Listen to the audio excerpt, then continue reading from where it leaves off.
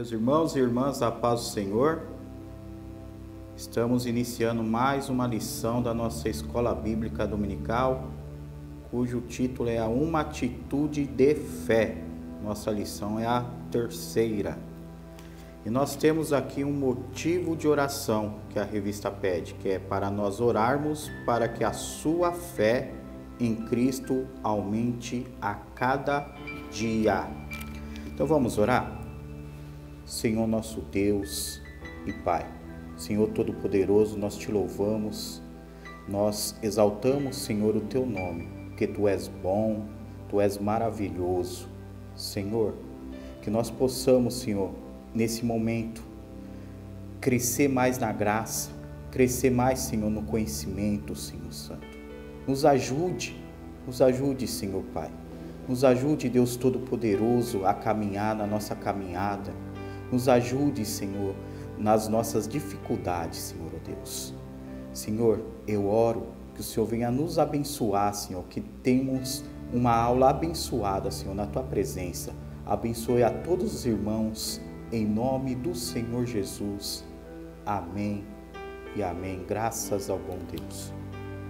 Meus irmãos, peguem aí a sua Bíblia e a sua revista e abre aí na lição 3, uma atitude de fé. Nós temos o nosso texto áureo, que está em Hebreus capítulo 11, versículo 6, que ora, sem fé é impossível agradar a Deus, porque é necessário que aquele que se aproxima-se a Deus crê que Ele existe e que é galardoador dos que o buscam. Hebreus 11, 6. A nossa verdade aplicada está escrita assim: o resultado da fé que conduz a atitudes de perseverança e obediência a Deus vai além do que pedimos ou pensamos. Nossos objetivos da lição é mostrar lições da história da mulher do fluxo de sangue, apresentar os efeitos da fé e destacar os benefícios de uma atitude de fé. Textos de referências está no Evangelho segundo escreveu Marcos, capítulo 5, do versículo 25, 26, o 27, o 28, o 29 e depois pula lá para o 34.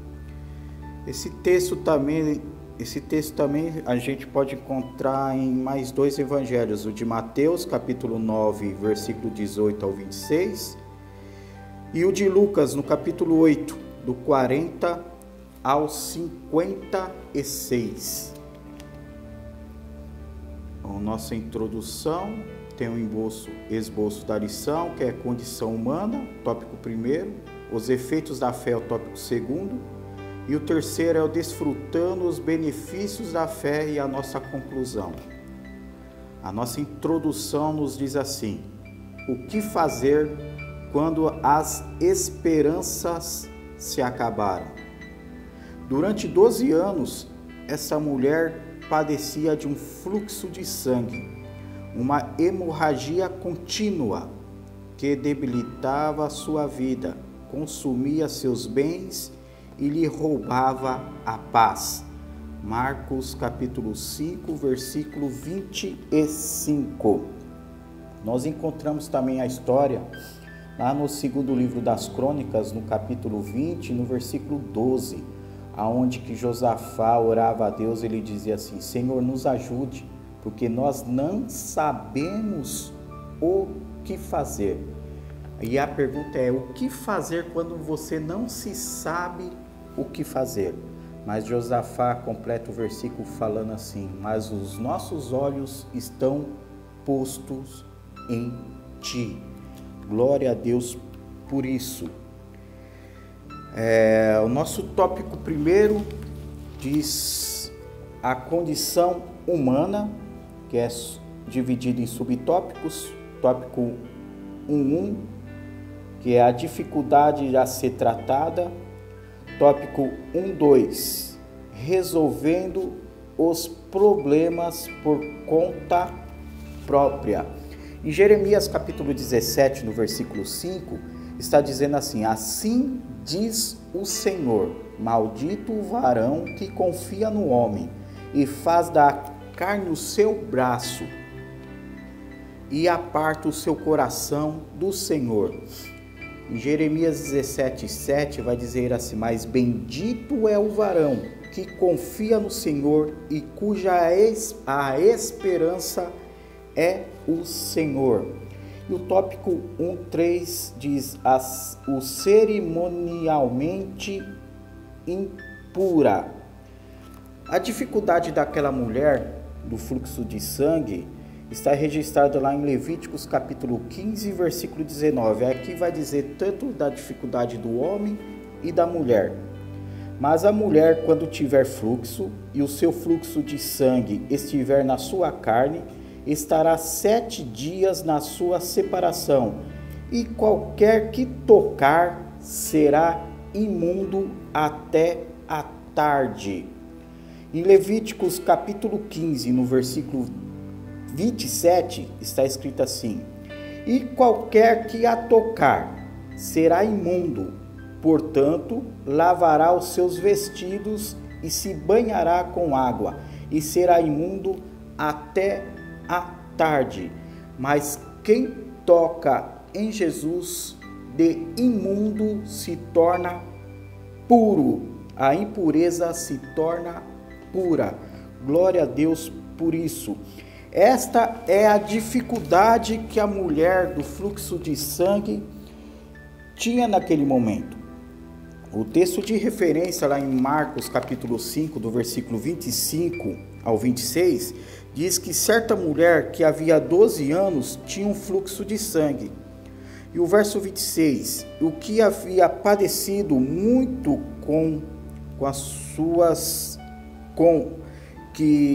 que havia padecido muito com muitos médicos e despedido tudo quanto tinha, nada lhe aproveitava, aproveitando isto, antes indo a pior. Parecia aqui que as coisas haviam piorando. Por mais que ela buscava medicina, as coisas iam piorando. E quais as dificuldades? Essa mulher tinha essas dificuldades. Tinha lá de Levítico, e tinha que ela buscava medicina e não resolvia, ainda piorava. Eu queria trazer para os dias de hoje quais dificuldades que temos nos dias de hoje que pode afetar a nossa fé. Temos que tomar muito cuidado pelo isso que eu vou falar. Eu vou falar só algumas coisas, mas são milhares de coisas. Mas só para alertar os irmãos. O primeiro, o poder da comunicação negativa.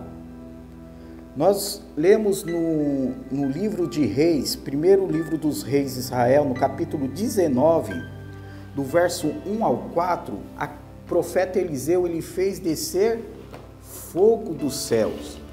Mas a Bíblia diz aqui, o poder da comunicação negativa, preste atenção. Capítulo 19 de primeiro livro dos reis.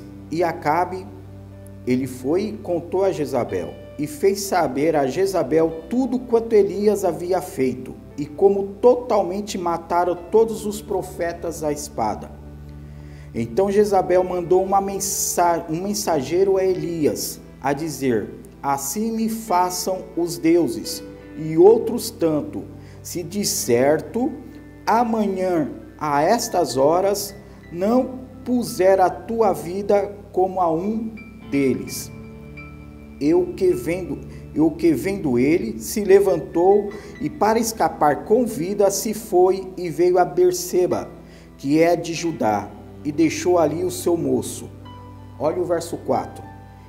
E ele se foi ao deserto, caminho de um dia, e veio, e se assentou debaixo de um zimbro, e pediu em seu ânimo a morte, e disse: já basta, ó Senhor, toma agora a minha vida, pois não sou melhor do que os meus pais. Olha o poder da comunicação negativa. Jezabel ficou sabendo o que Elias fez com os profetas de Baal e falou: irei matá-lo. E essas palavras dentro de Elias causou um desânimo profundo que ele pediu até a morte. Em primeiro livro de Samuel, capítulo 17, primeiro livro de Samuel, capítulo 17, no versículo 8 ao 11, o exército de Israel também, quando foram enfrentar Golias falou algumas palavras que desanimou o exército de Israel. No verso 8 ao 11, que diz assim: parou e chamou as companhias de Israel e disse-lhe: para que sairás a ordenar a batalha? Não sou eu filisteu e vós servos de Saul? Escolhei dentre vós o homem que desça a mim, e se ele puder pelejar comigo e me ferir, seremos vossos servos. Porém, se eu vencer e o ferir, então sereis nossos servos e nos servireis. Disse mais o filisteu: hoje desafio as companhias de Israel, dizendo: dá-me um homem para que ambos pelejemos. Ouvindo isso, olha as palavras de uma comunicação negativa. Ouvindo isto, então Saul e todos Israel, estas palavras dos filisteus, espantaram-se e temeram muito, causou muito medo no exército de Israel. Outro poder da comunicação negativa está em Números capítulo 13, do 27 ao 33, o relatório negativo daqueles 10 espias. Em Números capítulo 13, o que afetou o povo com essas palavras negativas daqueles 12 moços que foram, 12 moços, mais 10 trouxe palavras negativas. Números capítulo 13, do 27 ao 33, mas eu vou ler o 31 ao 33, que está escrito assim: porém, os homens com que eles subiram disseram: não poderemos subir contra aquele povo, porque é mais forte do que nós. E infamaram a terra que tinham espiado perante os filhos de Israel, dizendo: a terra pelo meio do qual passamos a espiar é terra que consome os seus moradores, e todo o povo que vimos no meio dela são homens de grande estatura. Também vimos ali gigantes, filhos de Anak, e descendentes dos gigantes, e éramos aos nossos olhos como gafanhotos, e assim também éramos aos seus olhos. Presta atenção agora no capítulo 14, nesses dois primeiros versículos, que diz assim: então levantou-se toda a congregação e alçaram a sua voz, e o povo chorou naquela mesma noite. Verso 2: e todos os filhos de Israel murmuravam contra Moisés e contra Arão, e toda a congregação lhe disse: ah, se morrêramos na terra do Egito, ou ah, se morrêramos neste deserto.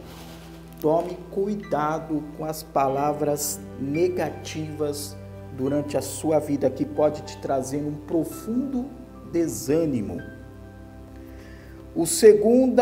A segunda coisa que pode afetar o nosso ânimo, a nossa fé, é a maneira que você encara as diversidades da vida. Em Provérbios 24, no verso 10, se diz assim: se te mostrares frouxo no dia da angústia, a tua força será pequena. As terríveis lutas da vida também podem nos trazer desânimo, pode afetar a nossa fé.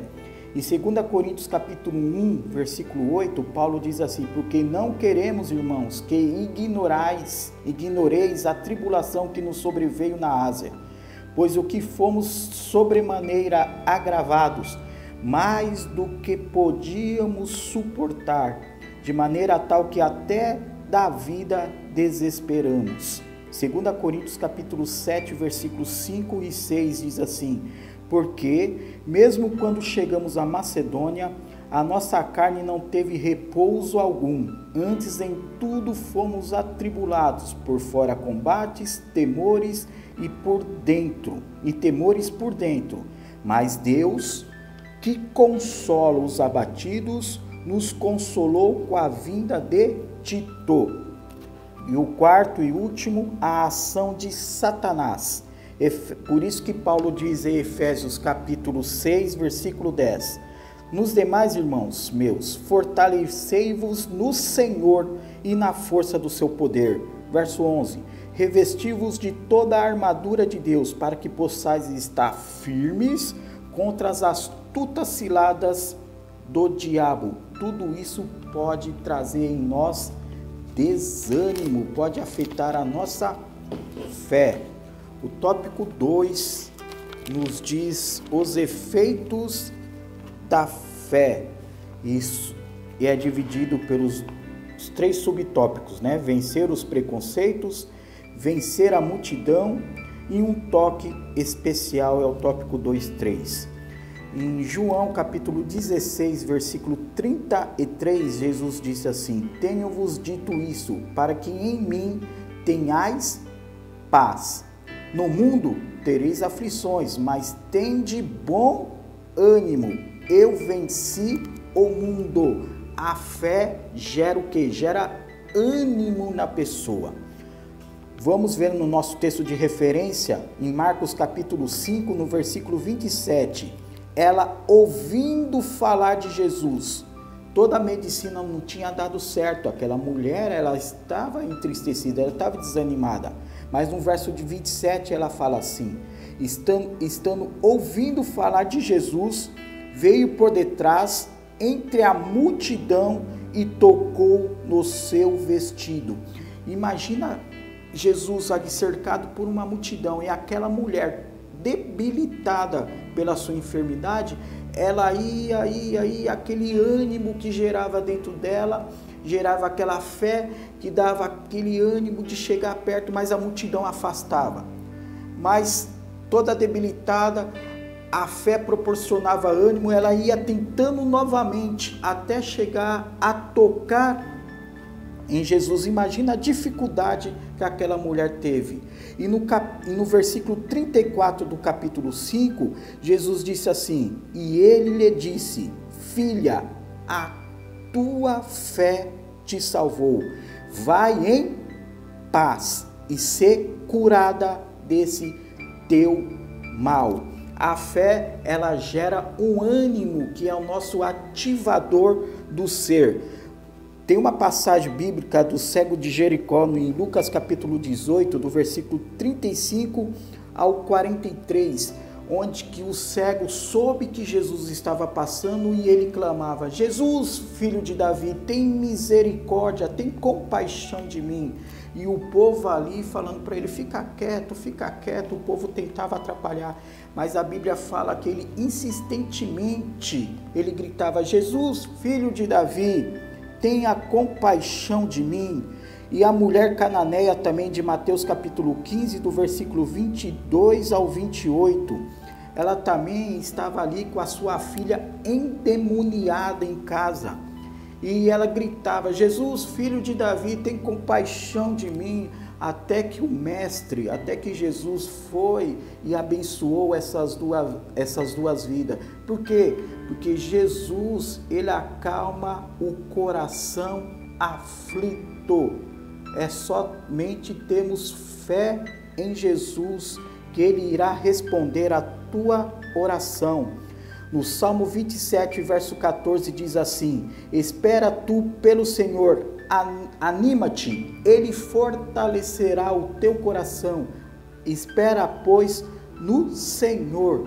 No Salmo 42, verso 11, diz assim: por que estás abatida, ó minha alma? E por que te perturbas dentro de mim?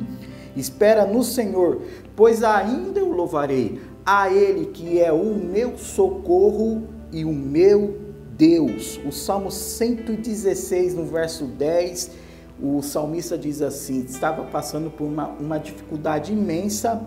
Ele diz assim: cri, por isso falei, olha a conjugação verbal, estive muito aflito, agora não estou mais. Por quê? Porque ele creu, por isso ele falou. Glória a Deus por isso. A fé, meu irmão, a fé em Jesus é tremenda. E no tópico 3 traz o título de Desfrutando os benefícios da fé. Em Hebreus capítulo 11, versículo 6 diz assim: porque sem fé é impossível agradar a Deus, pois que é necessário que aquele que se achega a Deus crê que ele existe e que é galardoador dos que o buscam. E os subtópicos é experimentar o poder de Deus, reconhecimento público da fé e a certeza da salvação e paz. Em Marcos capítulo 4, do versículo 36 ao 41, os discípulos estavam no barco e eles estavam ali passando por uma grande tempestade. O vento estava forte e estava ocasionando a água a entrar dentro do barco. Tinha ali sumido a paz deles porque eles estavam muito aflitos. Aí eles foram chamar o mestre que estava também no barco, falando: Senhor, não te importas que nós estamos perecendo? E quantas vezes da vida o problema parece que não vai ter solução, a gente ora: Senhor, o Senhor não está vendo o que está acontecendo? Meu coração está aflito, eu quero uma solução, eu quero uma resposta. Aí Jesus, tremendo, meu irmão, tremendo. Jesus levanta, ele acalma o mar, ele diz ao mar: cessa, mar. E ele vai na raiz do mal que estava ocasionando a tempestade, que era o vento, e manda o vento se calar. Glória a Deus por isso. O Senhor, ele acaba com a adversidade e ele vai lá na raiz do problema, aquilo que está ocasionando a dificuldade, e resolve o problema. Glória a Deus por isso. E a presença de Jesus, ela transforma também a tristeza em alegria. Em Lucas capítulo 24, do versículo 13 ao 33, a Bíblia relata que havia 2 discípulos a caminho de Emaús. E no verso 17 diz que eles estavam tristes, eles estavam cabisbaixos, a paz deles tinham ido embora. Mas Jesus chegou a eles, começou a abrir as escrituras, começou a conversar com eles, e no verso 32, um diz para o outro: não ardia o seu coração quando pelo caminho ele falava com nós e abria as escrituras? O Senhor, ele transforma a tristeza em alegria. Isto é testemunhar o poder de Deus na transformação real de vida. 2 Coríntios 5,17 diz que aquele que está em Cristo, esta é uma condicional, aquele que está em Cristo, nova criatura é, as coisas velhas já se passaram, eis que tudo se fez novo, um novo pensar, um novo agir e um novo sentir. Em Gálatas 2,20 fala assim: já estou crucificado com Cristo e vivo não mais eu, mas Cristo vive em mim. E a vida que agora vivo na carne, vivo na fé do Filho de Deus, o qual me amou e se entregou a si mesmo por mim. Aí nós lembramos da passagem de Marcos capítulo 5, a partir do verso 1, quando Jesus chega na cidade de Gadara e vem aquele homem endemoniado com uma legião de demônios. E interessante ver no verso 15, quando Jesus chega diante dele, e no verso 15, chegando-se a Jesus, viram o endemoniado, o que estivera a legião, sentado, vestido em perfeito juízo, e temeram, testemunhar, meus irmãos, o poder de Deus na transformação real de vida. Por quê? Porque o Evangelho, ele não muda situações, mas ele muda pessoas. Creia, querido, creia. O Salmos 34, verso 19 diz: muitos são as aflições dos justos, mas o Senhor livra de todas. Romanos capítulo 8, versículo 18.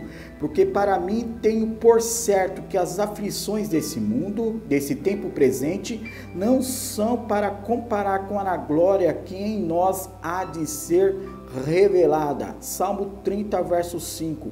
Porque a sua ira dura só um momento, no seu favor está a vida.